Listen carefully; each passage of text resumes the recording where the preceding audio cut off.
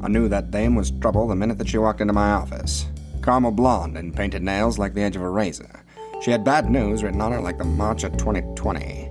Said her name was Maria Bacall, a wealthy daughter of a wealthier family. It was a warm, balmy day, the kind of day that's like a sauna high up in the Swiss Alps. It'll wring the sweat right out of you, but you know that the biting cold and a whole lot of darkness is just around the corner.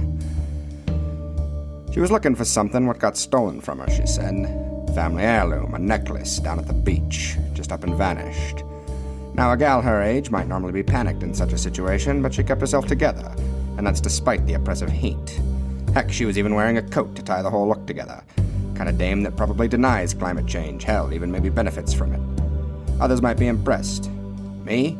Well, the last thing that impressed me was old Scratchy finally getting some decent whiskey at his bar, back in the summer of 13.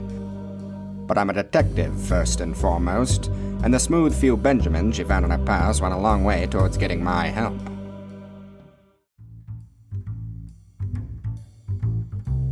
First stop was the beach, sure. The scene of the crime. Lots of shady characters in the oppressive light of the beach. Sure, the veneer of the shimmering sun on attractive humans seems like paradise at first, but I've seen too many bodies wind up among the sharp reefs to believe in that lie anymore. Now, someone couldn't just bogart Bacall's necklace out in the open sands, no. There had to be some cover to slink back into. And round these parts, that's the jungle. Just a few steps away from the sand and sun, but it's shady and dangerous. Not the kind of place a wealthy family would want their daughter hanging about. Makes a man wonder what she might have been doing there. And just a few steps into the trees is all it took for this particular little mystery to deepen.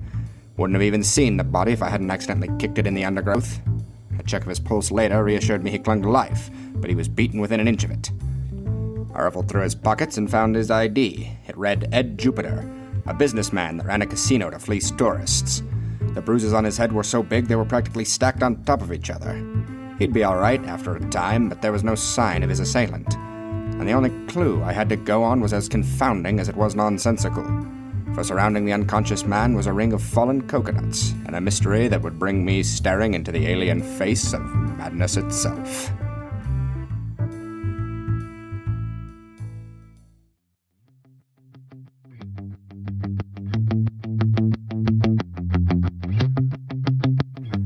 Oh hey, I didn't see you there. You're listening to Bio-Diversity, the podcast about pelagic paradigms and coral curiosities, where we bring the best in flippin' fun fish facts straight to your ear holes. It's like we're the delivery drivers of peer-reviewed aquatic science, the Grubhub of fish food for your mind, the DoorDash of dope decapods. Here on the show, we examine the weird, the wacky, and the wonderful diversity of life that lives under the crashing waves of our blue home. Using cutting-edge science as our guide, we dive deep into both the common and the rare, the exotic and the ugly. So tune in for the tuna, stick around for the scorpionfish. Let's descend.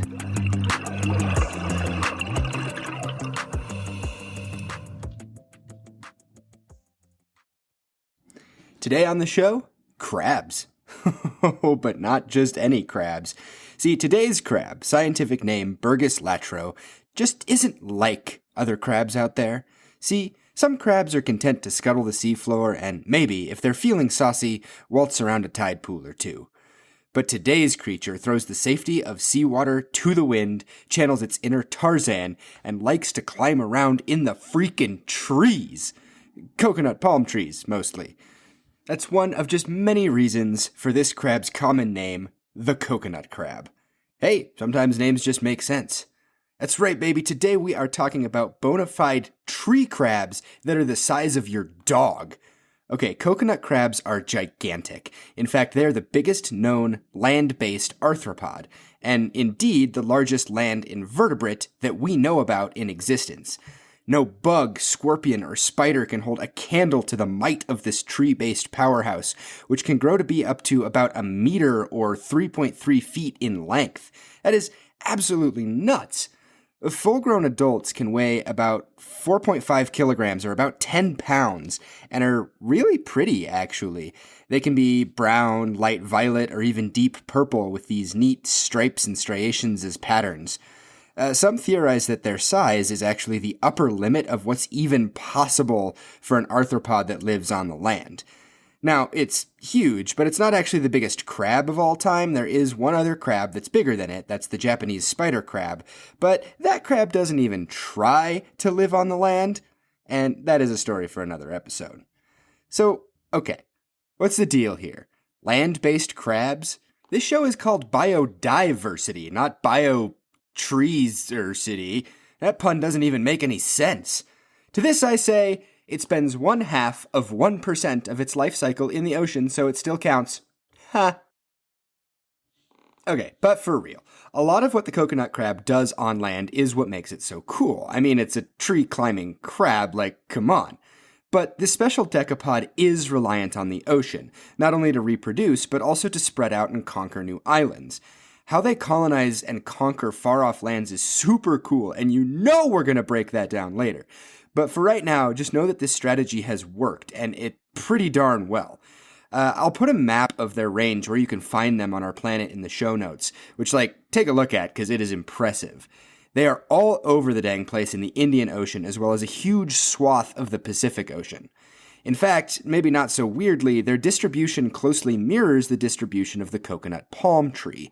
It's no coincidence. The crab's relationship with coconuts is part of the reasoning for their name. Coconuts are one of the crab's favorite meals. You know, a big crab has some big claws, which are pretty useful in cracking them open. But coconuts aren't their only meals. They eat a lot of stuff. They're opportunistic feeders, so coconuts, seeds, fruits, dead animals, it's all on the menu. You have to eat a lot to grow that big and live long lives. With enough resources and luck, these crabs can have crazy lifespans of more than 60 years. That's one old crab. So get ready, because today it is time to peel back the crazy exoskeleton and get at the real meat of what makes these crabs so incredible. So get your gear ready to climb some coconut palms. Let's ascend?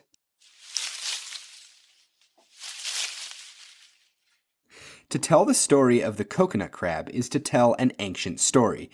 Fossils of this crab have been found and dated all the way back to the Miocene epoch. In numbers, that means that they arose between 23.02 and 5.3 million years ago.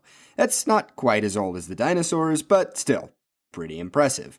It means that, for millions and millions of years, these crabs have been figuring out ways to live in some of the world's most remote and isolated places, where life can be pretty rough, especially considering the kinds of challenges they face to find resources to keep on living. As mentioned before, they live on a huge variety of islands all across the Indian and Pacific Oceans, all of which are different.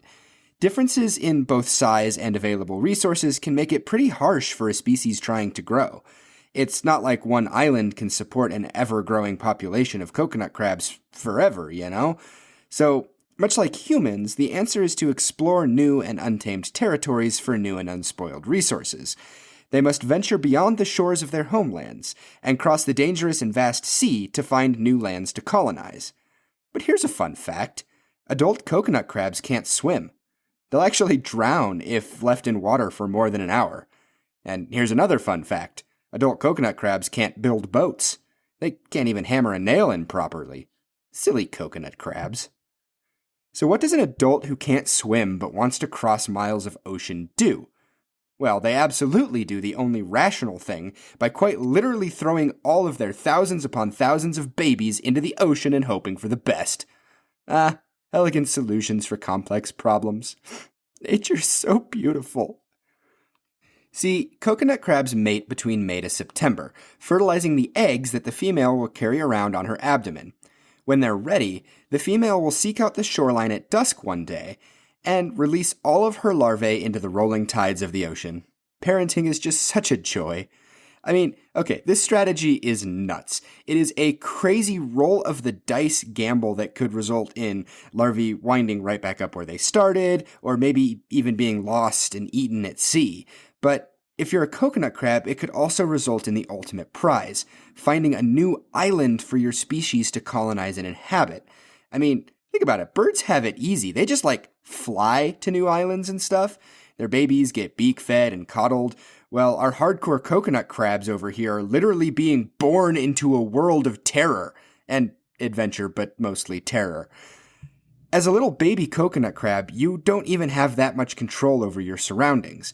For the first 4 weeks of your life, you are literal plankton. Not only are you super small, but you are entirely at the whims of both tide and current. Okay, I'm going to break into a fun aside here real quick. The word plankton doesn't actually mean small, as a lot of people might think. It's actually taken from a Greek word, planktos, which, in addition to sounding like way cooler in Greek than it does in English, it actually refers to an organism's inability to swim against the tides and currents. Most of them just happen to be small, but there's actually a huge variety to the term. A plankton could be anything from a drifting jellyfish to a bioluminescent worm. So it really is true what they say, size doesn't matter. Okay, fun aside, the larvae stay as drifting plankton for about 3 to 4 weeks. While planktonic, they are called zoea, and kind of resemble microscopic shrimp in this form. Now, you might think that time spent drifting is pretty boring, but there's actually a lot that happens during this time. Firstly, the floating isn't actually as boring as you might think. A lot of them stay out in the pelagic open blue, but sometimes a zoea will find something floating out in the sea and end up catching a ride with it. This could be a raft of vegetation, floating wood, or, I hate to say it, maybe even plastic. Though, hilariously, floating coconuts can also provide such safety and reprieve. If this happens and they find something to hitch a ride with, finding a new island may be that much easier. Okay, so that all still sounds pretty passive so far, but the zoea doesn't just sit or float there and let this time go by. It decides to spend it growing. And by growing, I mean literally transforming its body about 5 times before undergoing an even crazier metamorphosis.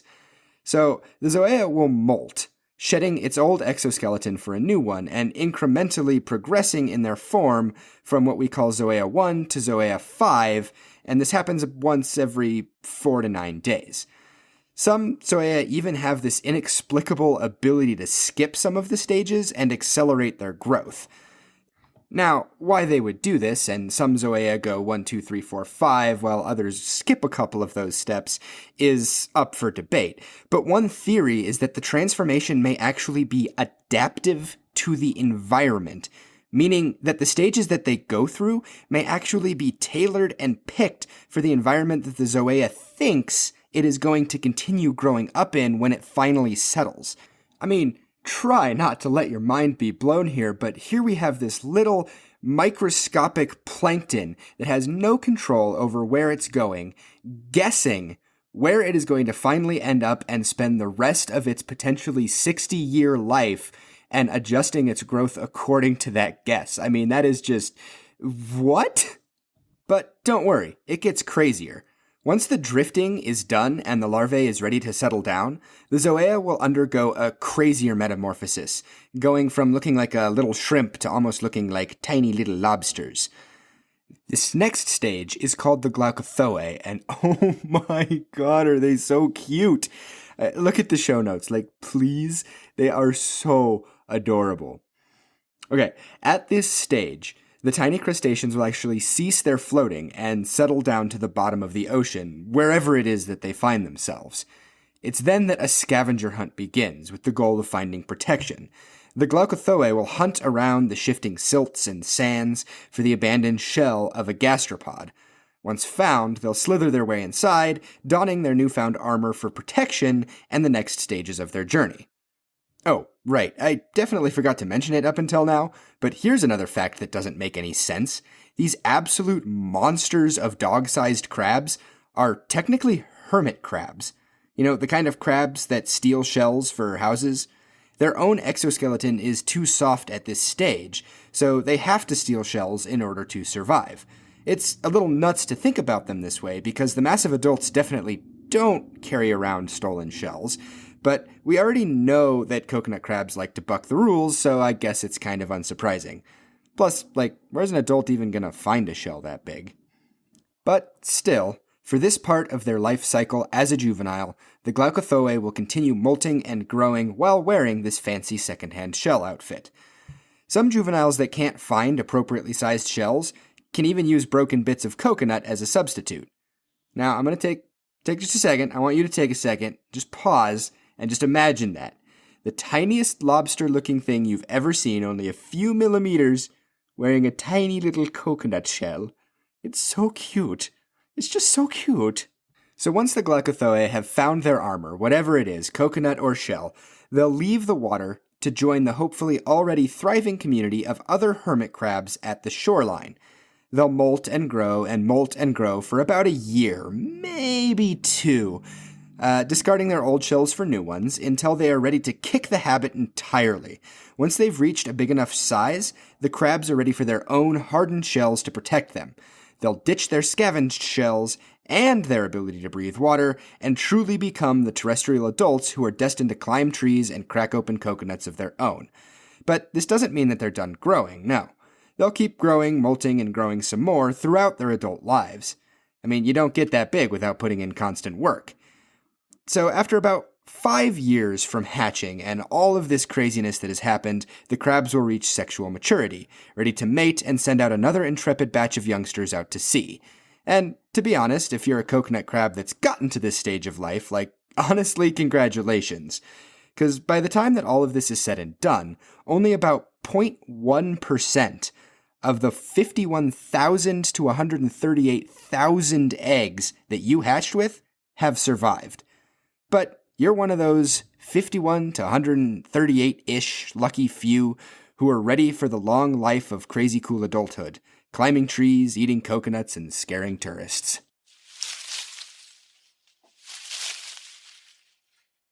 Adulthood for the coconut crab is just about as crazy as their childhood. I mean, once the adult has found an island home and ditched its water-breathing gills, it's stuck on that island for the rest of its life, which brings a new set of challenges to face. And the first challenge is exactly that, the loss of their gills in favor of lungs. Or at least things that are kind of like lungs. They're called branchiostegal lungs. The same tissue that made up the gills undergoes a developmental shift. It morphs via folding and other mechanisms to increase the surface area and become more adapted to drawing oxygen from air rather than from water. So it is that when adulthood hits, the coconut crab completely loses the ability to extract oxygen from water. They can no longer breathe the stuff and, as said earlier, will actually drown if submerged, usually in less than an hour. Also, weirdly, they don't entirely lose all of their gills. Some of the tissue just shrinks and kind of becomes more useful in offloading excess CO2 than breathing any water. So think of the branchiostegal lung as kind of like a hybrid or an intermediate stage between gills and lungs. It's specialized folded tissue that is basically gills but for air, which is pretty cool. And in true hybrid fashion, it's not a complete trade either. In order to properly function, these special organs still do have to remain moist. The crabs have to continually seek out sources of water to use to re-moisten their gills, and this can be things like tide pools near the shore, but further inland it gets trickier, so the crabs will resort to using things like puddles from fresh rainfall, or even the morning dew. Once the water is found, though, they'll wet their numerous legs with it and then stroke the legs over the lung tissue to transfer water and keep things nice and breathable. Staying breathing is certainly nice, but you also have to protect yourself from predators in order to stay alive. And since adults lose their penchants for borrowing other animals' shells, another challenge that they face is that molting becomes really, really dangerous. Once the old exoskeleton is shed to make room for your growing crab body, your new one will take time to harden. And for the coconut crab, that's quite a bit of time, weeks or sometimes even months. And during that period, you do not have an external shell to protect you, and so you're extremely vulnerable to predators. But see, coconut crabs don't like to use the same solution to a problem twice, so they'll engage in another crazy behavior just to combat this problem. These crazy crustaceans will actually burrow, dig down underground. Literally. The burrows that they create will offer shelter and protection every time they shed their old exoskeleton for the newer model. And to be honest, it is a good thing they learn to be patient while floating out at sea, because they tend to not leave their burrow at all during the weeks to months hardening time. Being underground in the moist soil also helps prevent their lungs from drying out.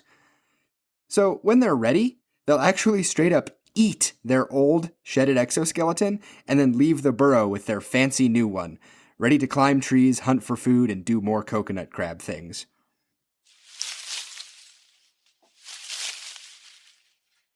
Okay, let's pause and take a second to review here.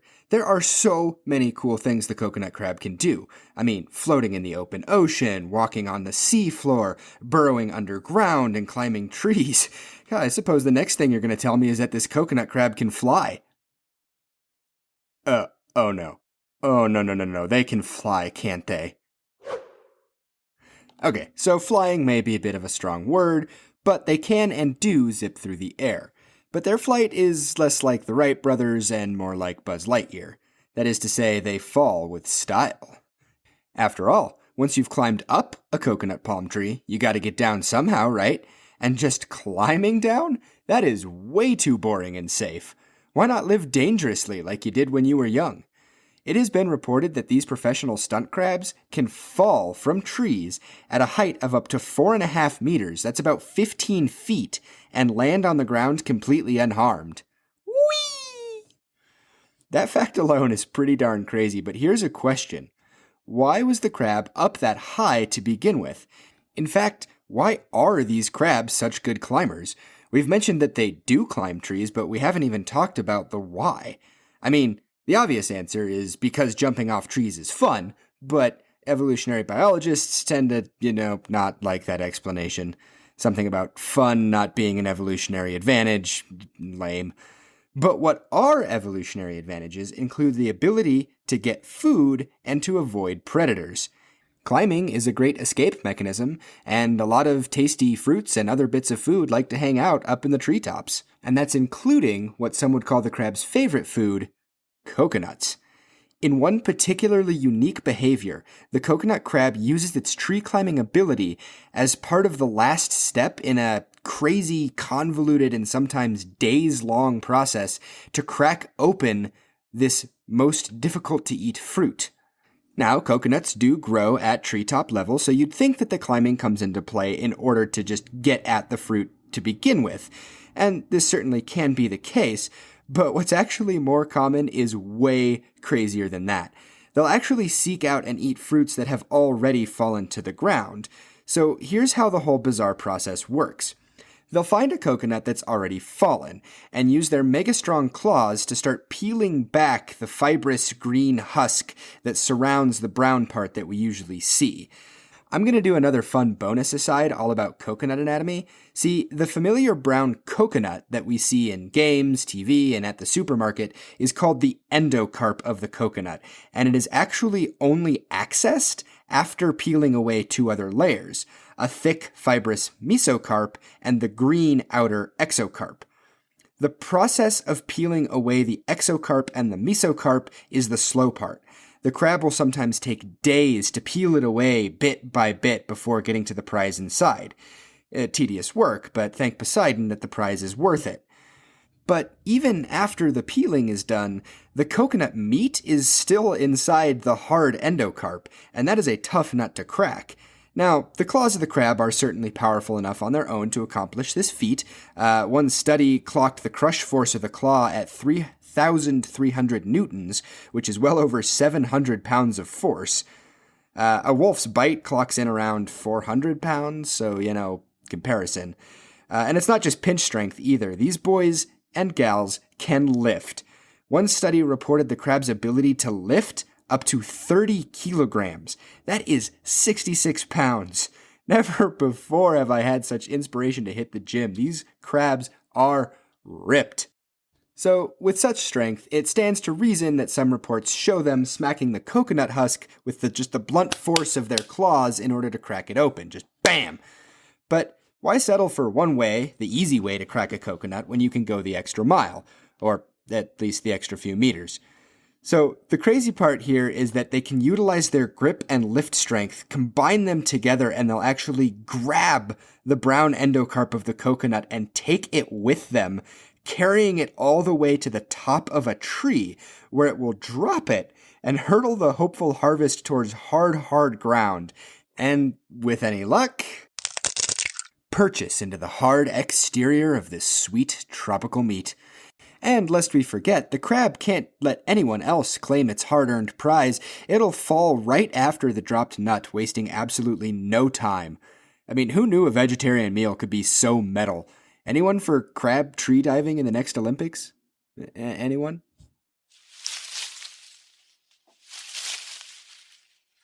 So all of this effort to get at coconuts must be pretty darn worth it. Research is a little bit shady as to just how important coconuts are to them, but it's pretty obvious that they serve a pretty big role in the crabs' lives. But coconuts aren't all that they eat, and these crabs will eat a lot.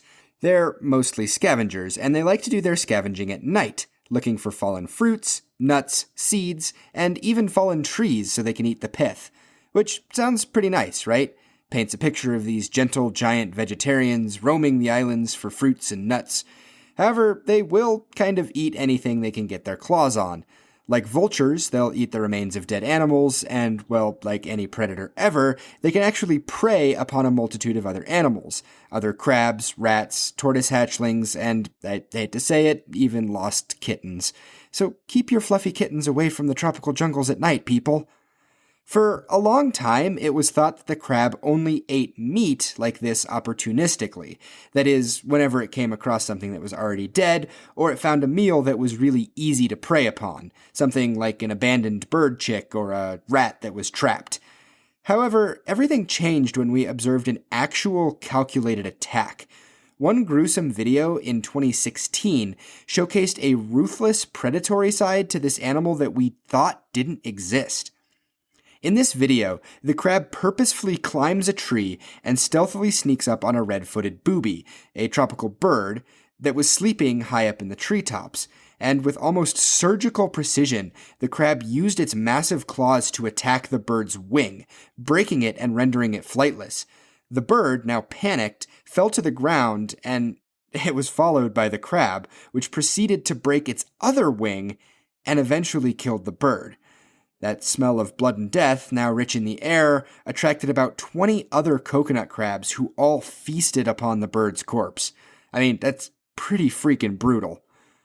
I'll put a link to that video in the show notes for those of you that want to watch. Yes, it's brutal and kind of heart-wrenching, but it shows a new side to this already multifaceted and fascinating animal. Again, it shows that this predatory behavior can be intentional instead of purely opportunistic, which is a pretty big deal. And if you ask me, it demonstrates a remarkable level of intelligence for this crab, brings a whole nother level of appreciation for how complex and remarkable ecosystems can be. And, scary. Scary too. Talking about scary though, don't think I'm gonna drop a bomb sentence like, "The smell of blood and death attracted other coconut crabs," without giving that statement the full examination it deserves. So, God, let's just add some more crazy on top of the nut pile, why don't we? Coconut crabs are straight bloodhounds when it comes to scent. They can track scents at a huge distance. Coconut crabs will routinely travel distances of several kilometers/miles to find fallen food. As much as I would love to run that experiment, I couldn't find any solid data on just how far away the coconut crab can smell things. But even without that, we do know that the coconut crabs from all over their respective island will be attracted to a single fallen coconut, sea mango, or orange fruit. And yes, the same thing happens with long-dead carrion, or as witnessed in 2016, that scent of a dying bird. Here's the thing, though. Okay, so being attracted to the scent of food isn't super unique. A whale fall in the abyss of the ocean attracts thousands of creatures, wolves hunt using smell, and even us humans can't resist the smell of a freshly baked pie on the windowsill. But hear me out on this. The crab's sense of smell is still bonkers for 3 different reasons. Dedication, the medium, and convergence. And yes, those are 300% words I picked just to make a sense of smell sound cool. But let's break it down. First is dedication. That is, just how much brain space they dedicate to their sense of smell. Coconut crab brains are pretty small. They're approximately 4 millimeters by 3 millimeters length by width. And even though they're small, they're still pretty mighty. A study in 2010 found that 40% of the neuropil volume in this small brain is dedicated to olfaction, the sense of smell. 40%! Okay, now brain chemistry and structure is super complex, and between you and me, listener, it is not my area of expertise. But neuropil, as far as I understand it, is this dense network of nerve fibers found all over the nervous system and especially in the brain. So in less accurate and sciencey terms, neuropils are, well, nerve fibers in this dense forest of goopy, super important brain stuff that makes up the brain. And 40% of that goopy brain stuff is dedicated to the sense of smell alone. So because of this, we know that the coconut crab spends a lot of its energy on being able to smell, so we know it has to be really, really important. The second point here is the medium. That is, the medium through which the smell travels in order to reach the coconut crab in the first place, which in this case is air. So both aquatic crabs and terrestrial ones smell in a similar way. They use special organs on their antennae called esthetascs to recognize molecules of smell. So take as an example a molecule of smell produced from a rotting fruit. This odorant molecule is emitted from the fruit, traveling some distance before colliding with and entering the antenna of the crustacean. Chemosensory hairs inside the organ detect the molecule and help transmit appropriate signals to the brain, telling the crab, hey, there's a rotting fruit that way. However, how this actually functions varies widely based on whether or not the molecules that are smelled are traveling through air or water. In pretty basic chemistry terms, smells in the water tend to be hydrophilic, meaning attracted to and dissolved by water, while smells in the air tend to be hydrophobic, repulsed by, and generally insoluble in water. And these two molecule types can be pretty darn different at the molecular level. So it stands to reason that a crab that lives in water can usually only smell hydrophilic smells, those smells that travel exclusively in water. So when the coconut crab was adapting to life on land, it had yet another hurdle to face. It had to have some way to smell hydrophobic molecules that are floating around in the air.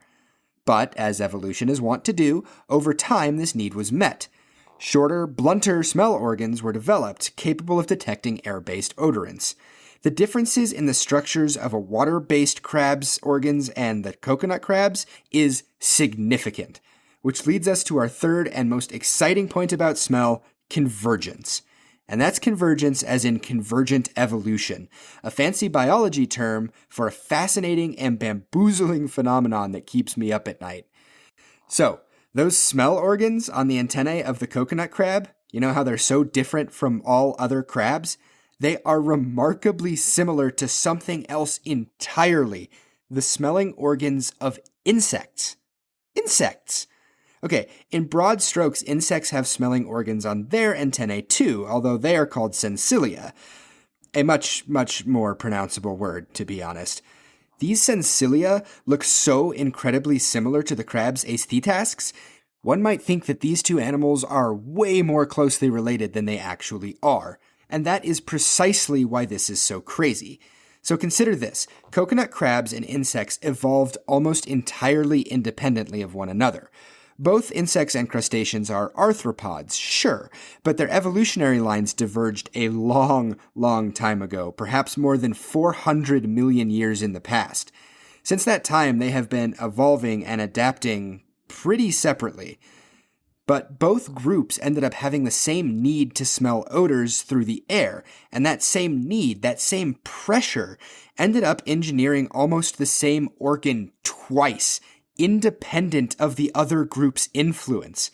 There was no bug-on-crab action happening to pass insect-derived characteristics to crabs. No, this is just natural selection at play, manifesting as this physical little nugget of wonder.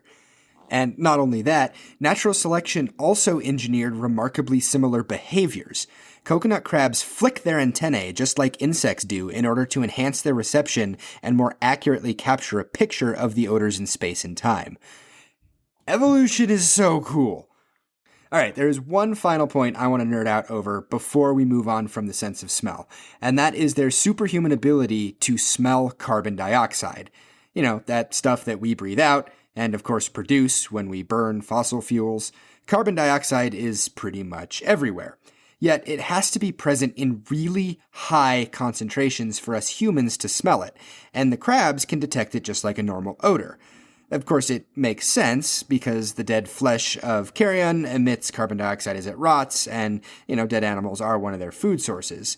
But even if it makes sense, I find the ability to smell CO2 just really, really cool. And, oh, insects can do this too, so double points for convergent evolution. Yeah! Holy coconuts, Batman, this animal is something else. But as I love to do here on the show, I want to spend our last segments talking about the relationship that coconut crabs have with us humans. So what if I told you that the coconut crab isn't the only common name they go by? This crab also has earned a more infamous sounding moniker, that of the robber crab. But how could a crab be a thief? Do they wear tiny little masks and train in stealth to pull off grand casino heists? Well, no, but they do have an apparent penchant for kleptomania, targeting all sorts of human items. These kleptomaniac crustaceans can and will steal anything that is unattended and not bolted down in their territory. This is perhaps no more perfectly illustrated in the 1906 account of Henry N. Ridley, an English naturalist, who wrote, Burgess was more than troublesome this night, coming into the tent several times. One stole a saucepan, others took away old tins. The robber crabs, Burgess Latro, invaded the tents and stole a boot and a killing bottle, which was found the next day broken under a pile of cut bushes. The Burgess was abundant here and constantly entered the tents at night. One seized a towel while dinner was being cooked, and during the night one conveyed outside the tent a bottle of quinine lying near my head. It was found open but unbroken a short way off. Throughout time since then, this behavior has been noted again and again. Cooking utensils, whiskey bottles, even machetes have been stolen by the robber crab. Which, come on, is there some sort of underground crab battle arena? Let's go! Okay, so silly knife-fighting fantasy stories aside, obviously the crabs have no use for forks, bottles, or wristwatches, but a lot of the things that they nab tend to put off interesting smells, so they likely grab them to investigate whether or not they're food. So, more than likely, it's a survival instinct, not some malicious intent to steal our things. But who knows, maybe the crabs just really want our booze. The truths and legends about the robber crab's penchant for stealing things have even been reflected in our popular media. Now, I didn't realize this at first, but have you ever seen the movie Moana? It's a little film, from a tiny animation studio called, Disney? I'd rather be shiny. Ring a bell? Even if you haven't seen the movie, there's a character in it, Tamatoa, who is a great character and he serves as one of the antagonists of this film.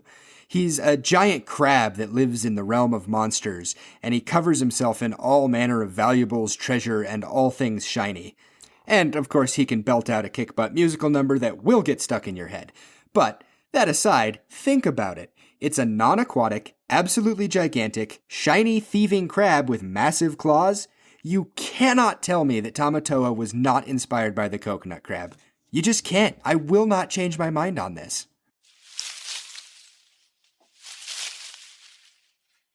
Okay, so stealing from us is a bit of an annoying habit, but they don't just take from us. We've also taken from them, too, in the form of hunting them for their meat.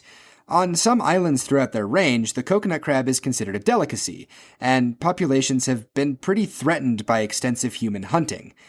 That is to say nothing of the rumor on some islands that the crab meat is actually an aphrodisiac.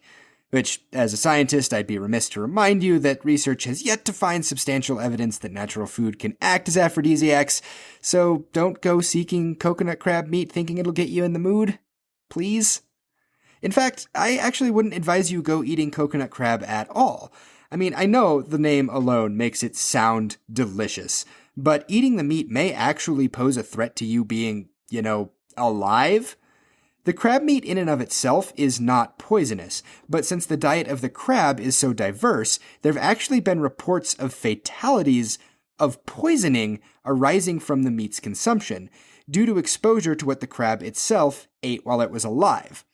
In some reported cases, the victims' hearts actually stopped beating. They literally died from cardiac flatline. Primarily, it's suspected that this is due to the crab eating the sea mango, Cerebra mangas, which contains cardiotoxic chemicals that will get transmitted through the coconut crab when it is consumed.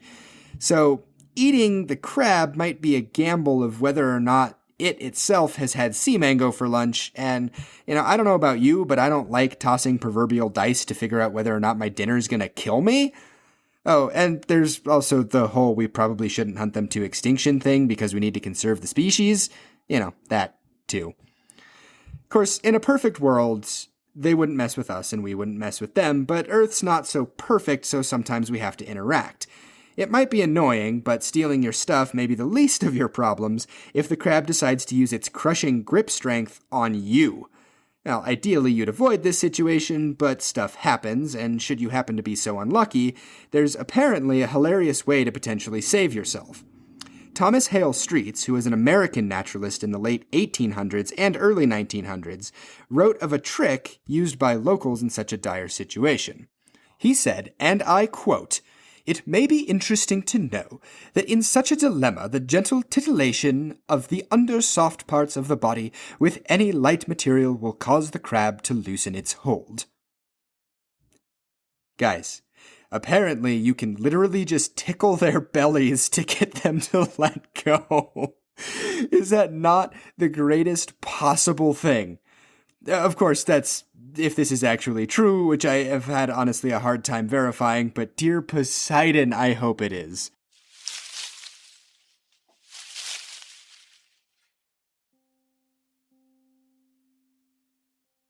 There's one final link between the coconut crab and humans that I think is worth discussing this episode, and it's tied to one of the most intriguing and pervasive mysteries in all of American history.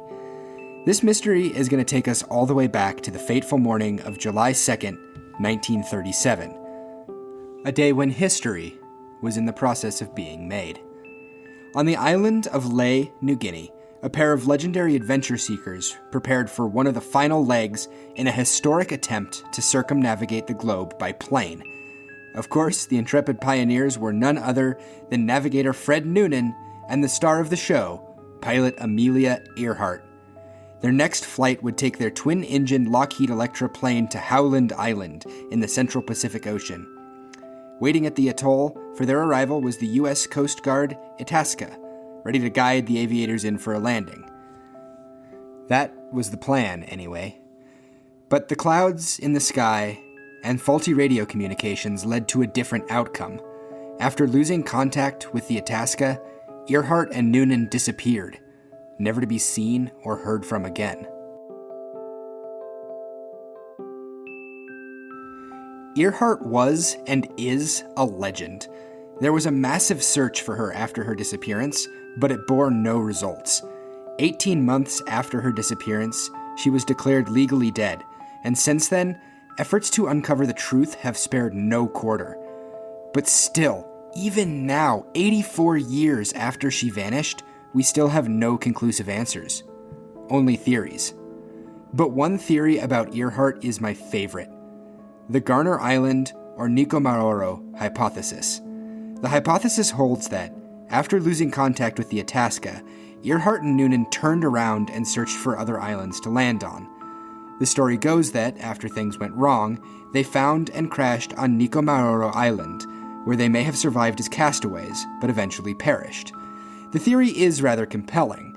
Artifacts that could match Earhart's plane have been found there, along with something that could have been her shoe.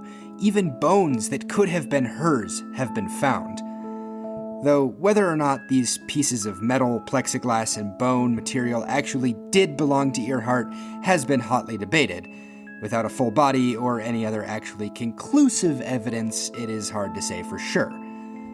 But why was it that Earhart's body was never found? Sure, this could all be hogwash and they could have crashed into the sea and be at the bottom of the ocean, but holding to the theory that they crashed on Nikomaroro and survived for some time as castaways, the local coconut crabs are the bow tie that wrap up her legendary story. This speculation holds that, after her death, the local populations of the gigantic crustaceans found her corpse and feasted on the legendary aviator, consuming most of her remains and scattering what they couldn't eat all about the island. Talk about a way to go. Of course, nobody knows the truth of the matter, and there's a lot of logic leaps and assumptions made to get there. But still, the idea that Amelia freaking Earhart, legendary aviator, was able to find Nico Maroro and had the guts and willpower to survive as a castaway before eventually succumbing and becoming food for the island's ecosystem? Honestly, it's a compelling story, and one that would be really, really cool if it were true. I mean, honestly, if I got to choose the manner in which my rotting corpse could go, eaten and dispersed by coconut crabs is easily top 10. I don't care how nice my coffin might be, feed me to monster crabs any day of the week.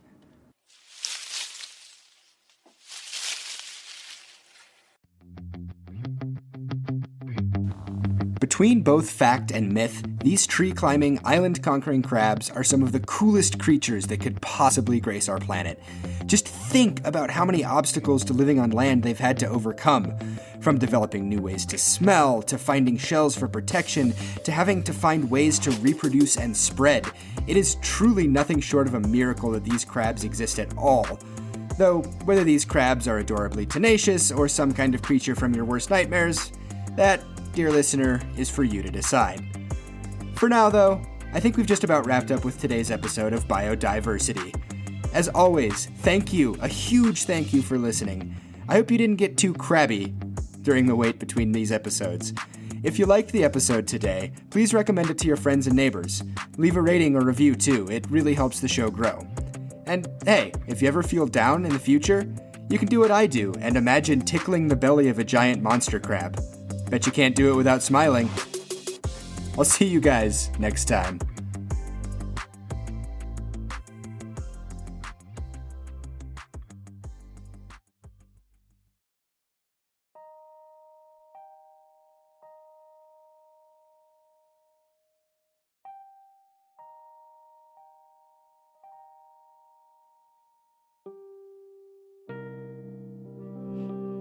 Bacall thought she had me played, see?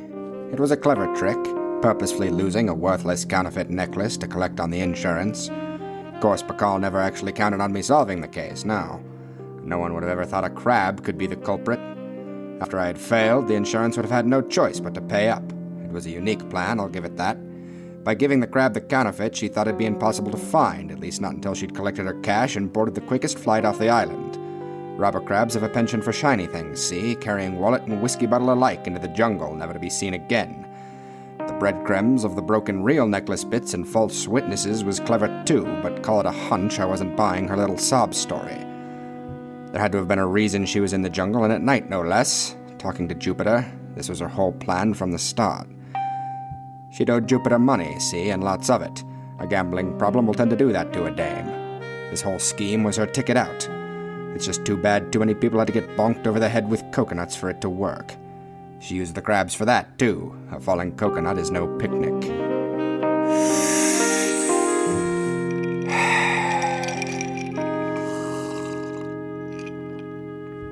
All I know is that after the night she ran out of my office, I never saw her again. I think about her from time to time when the whiskey hits too hard.